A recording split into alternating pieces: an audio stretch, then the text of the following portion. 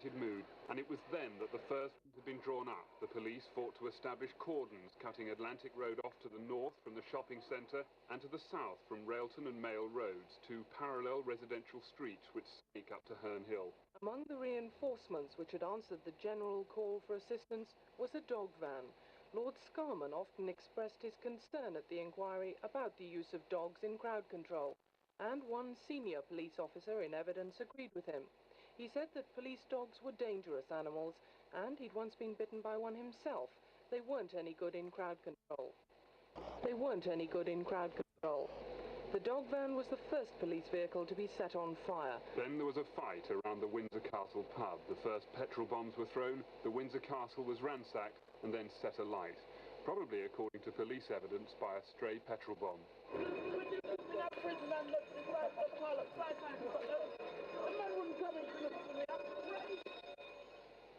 Jobs, money, and National Front and all the rest. We've just had enough, so we've just exploded, you understand? You can only take a certain amount. It was at this time that a bus was hijacked by the crowd.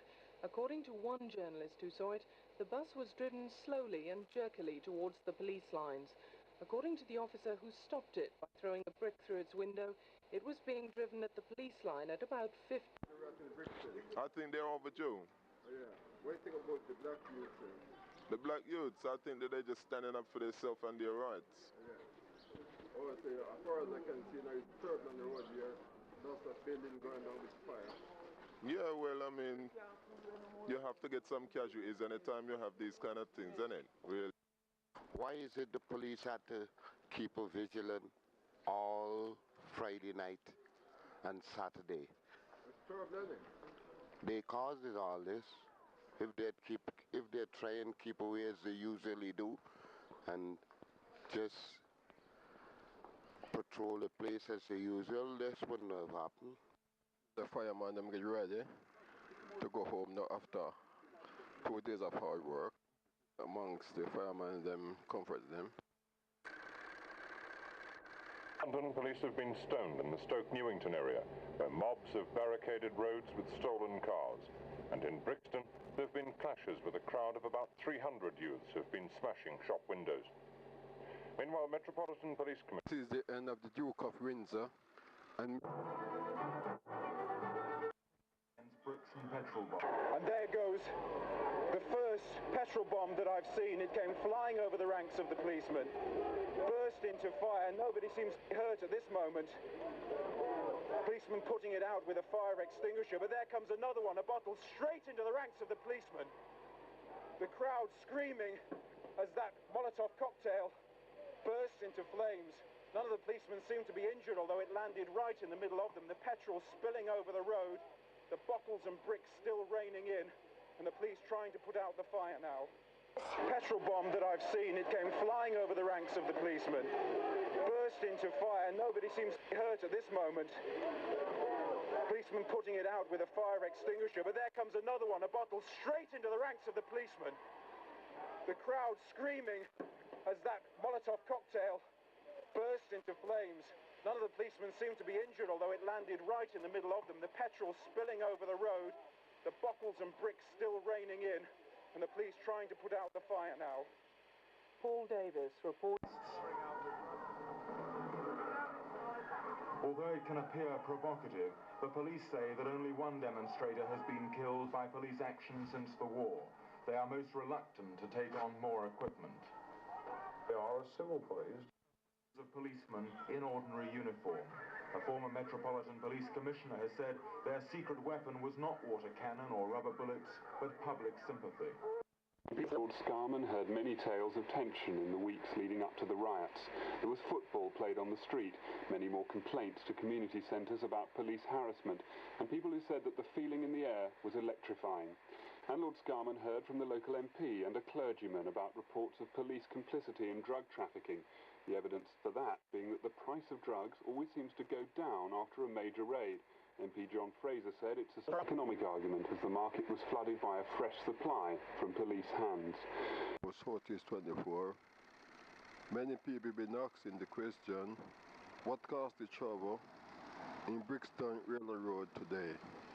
But there's only one question, there's only one answer. that the youth and the police need Jesus Christ. This is the state of Railton Road. This is one of the pubs that is burned right down to the ground. Another site of Railton Road. This was the bath center. We said a lot of bath here. A burned down to the ground. Lots of building here damaged by a fire. So, what did you cause the Railton Brixton here, 2 weeks ago? I believe it's the police harassment of the young people. Oh yes, and what about your boy? Did your boy ever get in trouble with the police? Hang on. Brixton was very terrible, don't it? It was. Yeah. And what's the cause of it, you believe? Is the police harass the blokes them from Friday to Saturday? Oh yeah. So what about your son? Did your son ever get in war with the police or your daughter or even yourself? No. So what do you believe of the situation now at the moment now? Well, until now it looked much better. So you ready? In the future.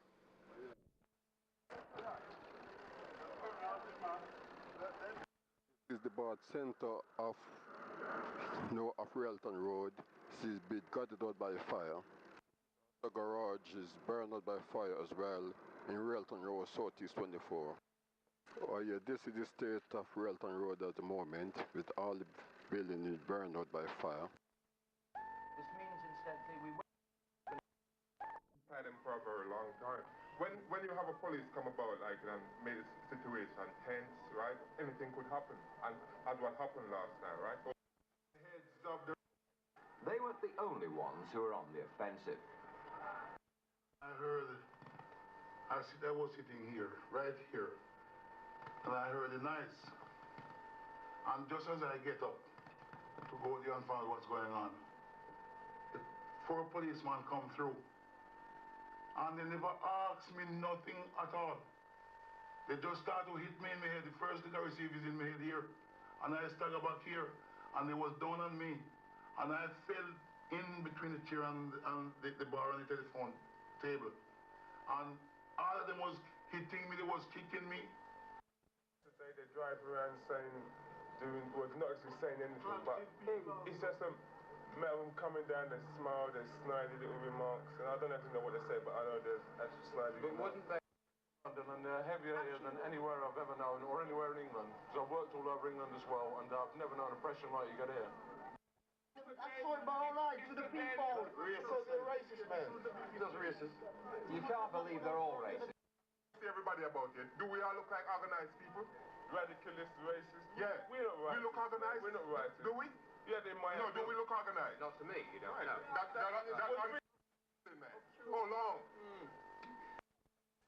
But violence is very often the only means available to a section of the population who unfortunately see themselves as having been ignored, and that you and others have got to work with goodwill to do something about it. Until we have that recognition, really there's no way forward. That time were from the West Indies. It's worth remembering that then it was the British who asked them in because of a shortage of labour. Indeed, they were acted by the crowd. Petrol bomb that I've seen, it came flying over the ranks of the policemen, burst into fire. Nobody seems to be hurt at this moment. Policemen putting it out with a fire extinguisher, but there comes another one, a bottle straight into the ranks of the